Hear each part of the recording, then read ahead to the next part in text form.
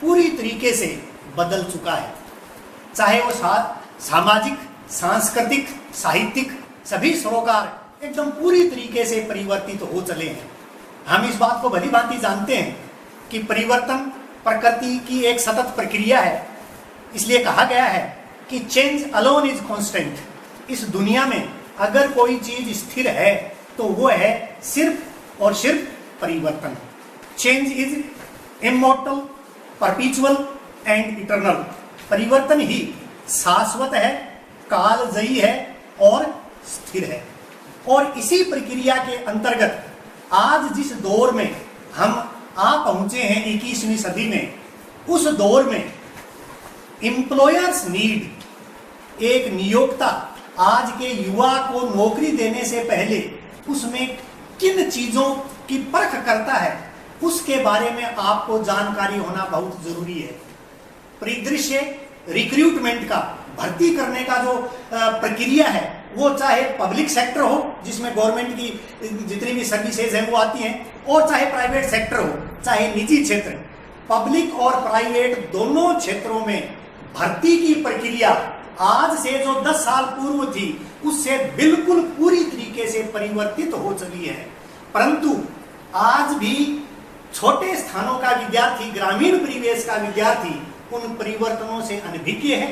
और जब वो ग्रेजुएशन करके स्नातक की डिग्री लेकर के जॉब मार्केट में, रोजगार के बाजार में जब उतरता है तो वो हक्का बक्का रह जाता है। वहां पर नियोक्ता वो क्या सोचता है कि उसके पास में एक डिग्री होगी, उसके पास में मार्कशीट होगी जिसमें 70% या 80% तक मार्क्स होंगे और उस नंबरों के आधार पर उसको रोजगार मिल जाएगा।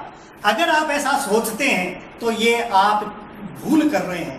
वर्तमान में दोनों क्षेत्रों में किसी भी विद्यार्थी को नौकरी सिर्फ और सिर्फ उसके IQ के आधार पर, इंटेलिजेंस कोशेंट जिसको बौद्धिक लब्धि कहते हैं, अर्थात आपकी मानसिक योग्यता के आधार पर आपके मार्क्स कितने आए, मार्कशीट में दर्ज हैं, उसके आधार पर कोई नौकरी नहीं मिलने वाली है। चाहे वो टीचिंग क्षेत्र में हो, चाहे और किसी क्षेत्र में हो। बहुत से ऐसे दायरे आज विकसित हो गए हैं, उन पैमाने विकसित हो गए हैं, उन पैमाने पर आपकी योग्यता का आकलन किया जाएगा, परखा जाएगा। उस परख में अगर आप सही साबित होते हैं तो ही आपको आपका चयन किया जाएगा। इसके लिए एम्प्लॉयर, अगर अपन देखें कि एम्प्लॉयर आखिरकार आज के युवा से क्या चाहता है, तो 2 शब्दों में तो यूं कह सकते हैं, एम्प्लॉयबिलिटी स्किल्स।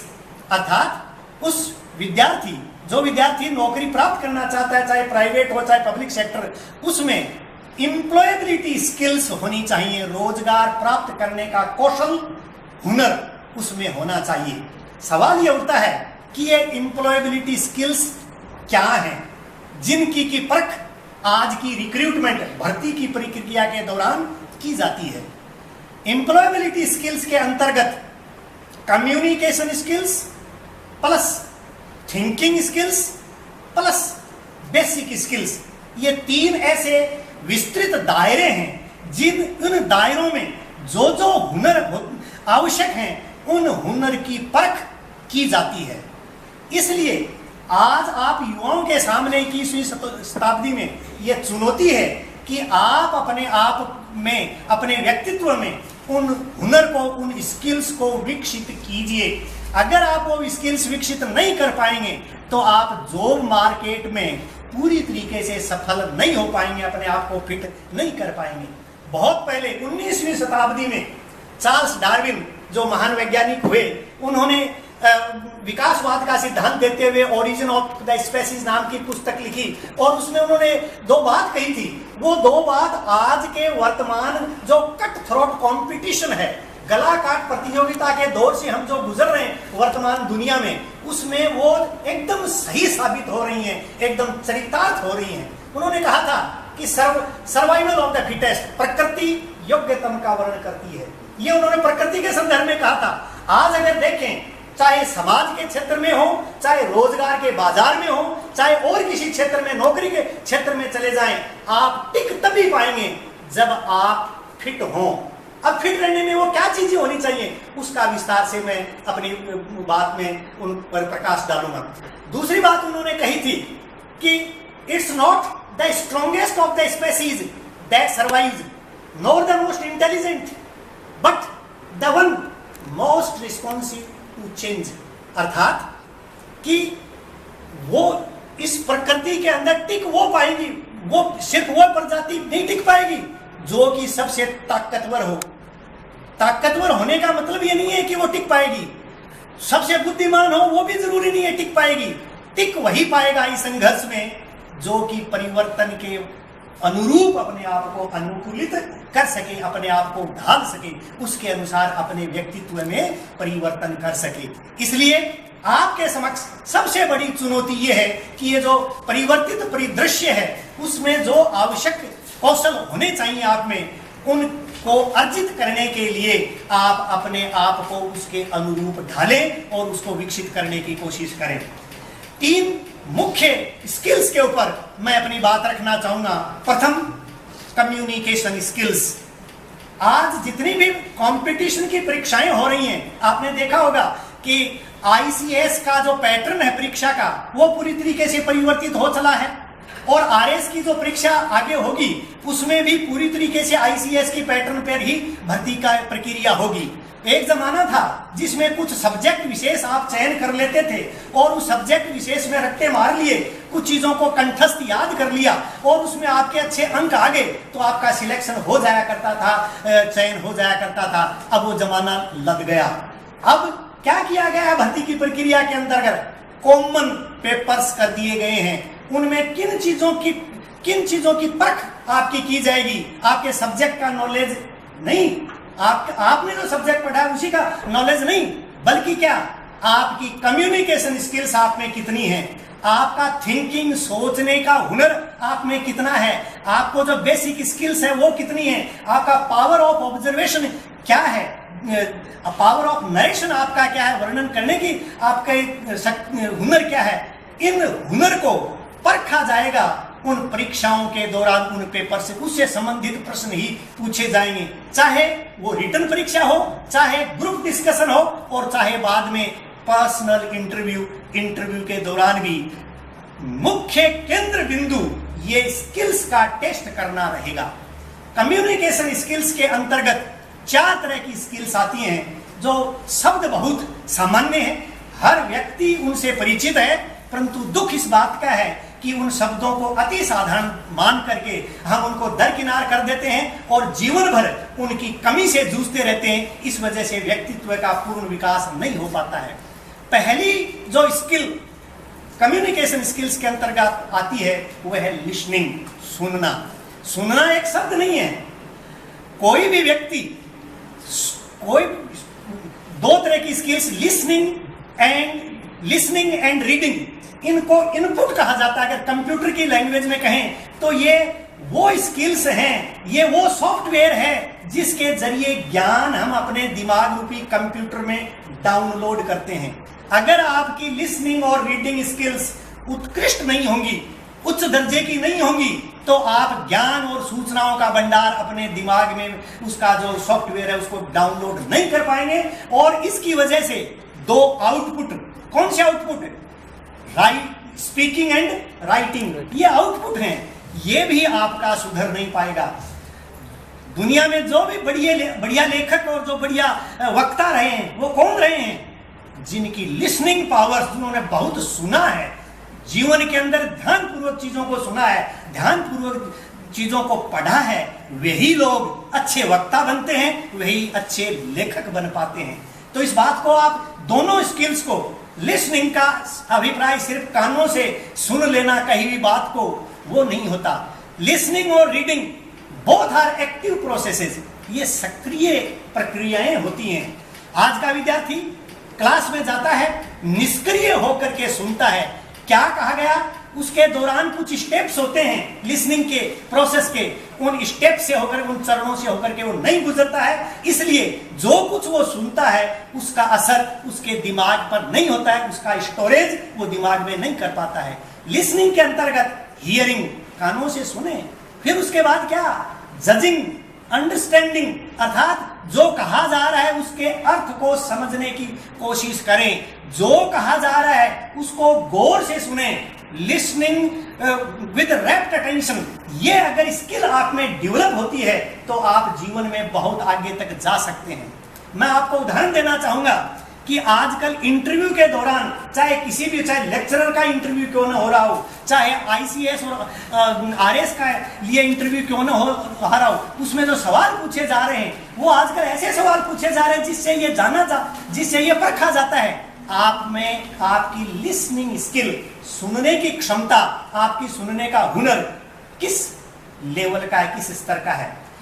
आरएस के इंटरव्यू के दौरान, आईसीएस इंटरव्यू के दौरान एक सवाल पूछा गया कैंडिडेट से उसकी लिसनिंग स्किल को परखने के लिए। सवाल क्या था कि एक आदमी 8 दिन बिना सोए कैसे रह सकता है। और दिमाग को हम स्टीरियोटाइप इस तरह से किए रहते हैं कि सोचते रहते हैं कि किसी ने जवाब ये दे रहा है कि अमुक दवाई इस्तेमाल करे, कोई कह रहा है कि उस तरह की योग एक्सरसाइज करके, जबकि जिसने अटेंटिवली सुना उसने क्या जवाब दिया, बहुत सरल है, रात को सो करके। अगर आपने इस सवाल को गौर से सुन लेते तो उसका जवाब तो उस जो प्रश्न है उसके अंदर निहित है। परंतु आज का विद्यार्थी क्या है, लिसनिंग क्राइसिस चल रहा है, लिसनिंग का एक संकट के दौर से हम गुजर रहे हैं कि हम कहना सब चाहते हैं परंतु दूसरे की बात सुनना नहीं चाहते। अगर आप किसी प्रश्न आपको पूछा गया है उस प्रश्न को गौर से सुन लें तो हो सकता है कि 50% और कहीं कहीं तो 100% क्लू, उसका संकेत, उसका इशारा, उसके उत्तर का इशारा उसके अंदर छुपा हुआ होता है। दूसरा सवाल एक कैंडिडेट से पूछा गया कि 8 आदमियों को एक दीवार बनाने में 10 घंटे लगे तो 10 आदमी उस दीवार को बनाने में कितना वक्त लगेगा। अब वो कैलकुलेशंस मैथमेटिक्स के कर रहे हैं, जबकि सवाल जवाब इसके अंदर छुपा पड़ा है। 8 आदमियों को एक दीवार बनाने में 10 घंटे लगे। अब क्या निकला, दीवार तो बन गई, दीवार तो बनी हुई है, इसका मतलब क्या निकला, लग गई तो उस दीवार को बनाने में, अगर आपने एक शब्द पर गौर नहीं किया सुनने में तो आपका उत्तर गलत होगा। ऐसे सवाल मैं कोई ख्याम खाली के आधार पर नहीं बता रहा हूं, बल्कि ऐसे सवाल इंटरव्यू में पूछे जाते हैं। इंटरव्यू में आजकल आपके सब्जेक्ट से संबंधित, गहरे ज्ञान से संबंधित कोई सवाल नहीं पूछे जाते हैं। क्यों नहीं पूछे जाते हैं? इसलिए क्योंकि उसकी टेस्ट तो रिटन टेस्ट और आपका पहले जो स्क्रीनिंग हुआ है उसके अंदर हो चुकी होती है। वहां पर आपका जो मूल्यांकन किया जाता है, व्यक्तित्व का आकलन, वो किसके आधार पर किया जाता है, आपकी एम्प्लॉयबिलिटी स्किल्स के आधार पर किया जाता है कि उसको आप गौर से उसमें उसका आपका स्तर क्या है। एक तीसरा सवाल पूछा गया लिसनिंग स्किल को टेस्ट करने के लिए कि एक अंडे को पक्के फर्श पर किस तरह गिराएंगे कि वह नहीं टूटे। अब इसके अंदर भी अगर देखें तो जवाब इसके अंदर छुपा पड़ा है। इंग्लिश में एक होता है error of proximity. Error of proximity का मतलब कई बार अपन जो वर्ब है वो वर्ब किसके अनुसार आती है, verb agrees with the subject, subject के अनुसार आती है। तो यहां पर अगर देखा जाए तो नाउन पास में कौन है उस पर, अर्थात पहले समीप क्या है इसके अंदर, कच्चे अंडे को एक पक्के फर्श, बाद में क्या आ रहा है, पक्का फर्श, उस पर दरार नहीं पड़ेगी। उस पर किसके लिए, वो अंडे के लिए नहीं है बल्कि किसके लिए, बाद में फर्श आया है उसके लिए। ये एक व्याकरण का सामान्य नियम है। अगर आप गौर से इस प्रश्न को सुन लेते हैं तो जवाब इसके अंदर छुपा पड़ा है, परंतु अगर गौर से नहीं सुनते हैं तो आजकल जो इंटरव्यू के दौरान आपसे सवाल जो पूछे जाएंगे आपकी स्किल्स को टेस्ट करने के लिए वो ये होंगे। इसलिए पहला प्रण ये कीजिए कि अपनी लिसनिंग स्किल्स को सुधारिए, ज्यादा से ज्यादा सुनिए। लोगों की जो लेक्चरर्स क्लासेज के अंदर जो आपको बातें बताते हैं, आपके शुभ चिंतक, आपके पेरेंट्स, आपके जो परिजन हैं, आपके व्यक्तित्व निर्माण के लिए, आपके भलाई के लिए जो बात कह रहे हैं उनको गौर से सुनिए। सुनिए ही नहीं, आगे मैंने एक बात और कही थी, जजिंग, उस पर निर्णय कीजिए कि आपके लिए कितना हितकारी है और फिर उसको समझिए, अंडरस्टैंडिंग इसके साथ में। दूसरी स्किल जो महत्वपूर्ण है, इनपुट स्किल, रीडिंग। आज का विद्यार्थी पढ़ने में कम रुचि लेता है, व्यूइंग में ज्यादा रुचि लेता है, देखने में ज्यादा रुचि लेता है। जबकि सबसे इफेक्टिव, सबसे प्रभावशाली अगर कोई ज्ञान का सॉफ्टवेयर दिमाग में डाउनलोड करने का तरीका है तो वो है रीडिंग। पढ़ना। पढ़ने में भी कुछ चरण हैं, कुछ स्टेप्स हैं जिसमें से होकर के गुजरना चाहिए अगर आप कुछ ऊंची मंजिल जीवन में प्राप्त करना चाहते हैं। क्या है वो स्टेप्स? सिर्फ आंखों के सामने पंक्तियां पढ़ लेना नहीं होता है, शब्दों को पढ़ लेना नहीं होता है। आज का विद्यार्थी, हर विद्यार्थी के सामने एक संकट है और वो समस्या का समाधान दूसरों से पूछते फिरता है कि मैं पढ़ता बहुत हूं परंतु याद नहीं रहता। याद नहीं रहेगा। अगर आपने जो प्रक्रियाएं अपना रखी हैं उसी प्रक्रिया को आप अपनाते रहें तो नहीं रहेगा, परंतु कुछ जो निर्धारित प्रक्रियाएं हैं उनको अगर अपनाएंगे निश्चित रूप से याद रहेगा। एक बात नहीं, जिंदगी भर उन चीजों को भूल नहीं पाओगे। क्या है वो रीडिंग की जो स्टेप्स हैं जो कि रिसर्च के आधार पर, शोध के आधार पर प्रतिस्थापित की गई हैं। पहले कुछ स्टेप्स हैं उसके अंदर आना चाहिए skipping, scanning, skimming, reading between the lines, intensive reading and rapid reading. ये कुछ चीजें हैं, इनका अर्थ आप जानिए, इनका महत्व जानिए और अगर आप इन चीजों को पर गौर करेंगे तो आपकी पढ़ने की जो क्षमता है, उसका हुनर है, रीडिंग स्किल्स है, उसमें भी जरूर सुधार आ पाएगा। पढ़ते हैं, बहुत सी किताबें दुनिया के अंदर हैं, क्या पढ़ा जाए और जो पढ़ा जाए उसमें क्या पढ़ा जाए, उसमें भी क्या पढ़ा जाए। एक चैप्टर है उसके अंतर्गत आपको पढ़ना है तो सबसे पहली बात आती है स्किपिंग। स्किपिंग का मतलब होता है कि आपके लिए जो चीज महत्वपूर्ण है उसको पढ़िए, जो चीज उससे रिलेटेड नहीं है, जो उसे उस प्रसंग से सरोकार उसका नहीं है, संदर्भ से रिलेटेड नहीं है, संबंधित नहीं है, उसको स्किप अर्थात उसको ओमिट करिए, उसको छोड़ दीजिए उन एक दो लाइन को। जैसे छोटे क्लास में बच्चे पढ़ते हैं कि कुछ लिखा हुआ होता है, वो बच्चे उसका अभिप्राय नहीं समझते हैं कि गुरुजी ने कहा कि आओ हम बगीचे में चलते रहे, वहां पर उसका उत्तर भी वो ऐसे ही लिख के आते हैं। वहां तो बहुत से ऐसे शब्द होते हैं जो कि लिखने के लिए वो जरूरी होते हैं, लिखने के एक बात को प्रेजेंट करने के लिए, प्रस्तुत करने के लिए आवश्यक होते हैं। उन शब्दों की गहराई में जाने की जरूरत नहीं है, परंतु जो मीनिंग रिलेटेड है, जो उसके अर्थ को निर्धारित करते हैं, जो लिखा हुआ है उसके अर्थ को निर्धारित करने वाले शब्द हैं, उनको गौर से पढ़िए। फिर स्किमिंग,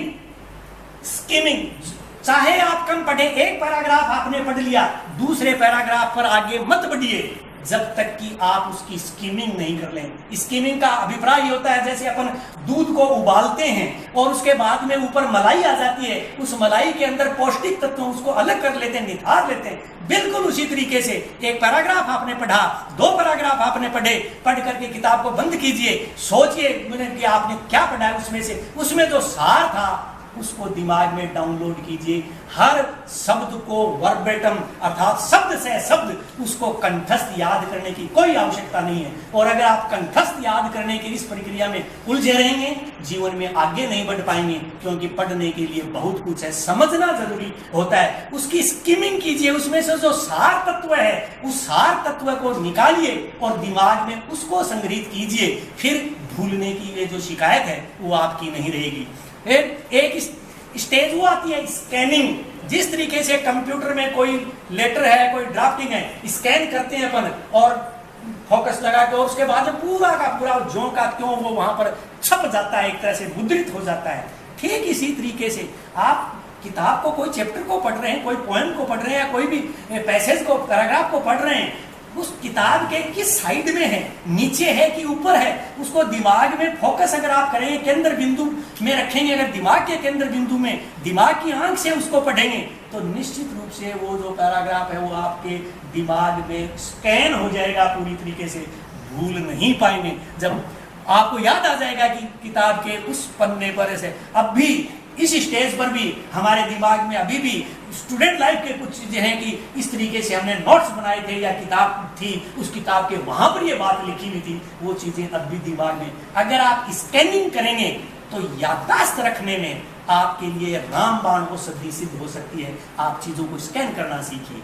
फिर जो लिखा जाता है उसमें कई बार लेखक बात को एकदम खुलासा करके नहीं लिखता है, वो सिर्फ इशारा कर देता है। समझना आपका दायित्व होता है। इसलिए आज के जमाने में कहा जाता है कि the reader is also the interpreter. Reader भी है, वो अपने आप में क्या है, लेखक ने लिखा, अब उसका अभिप्राय क्या है, रीडर भी क्रिएटर है।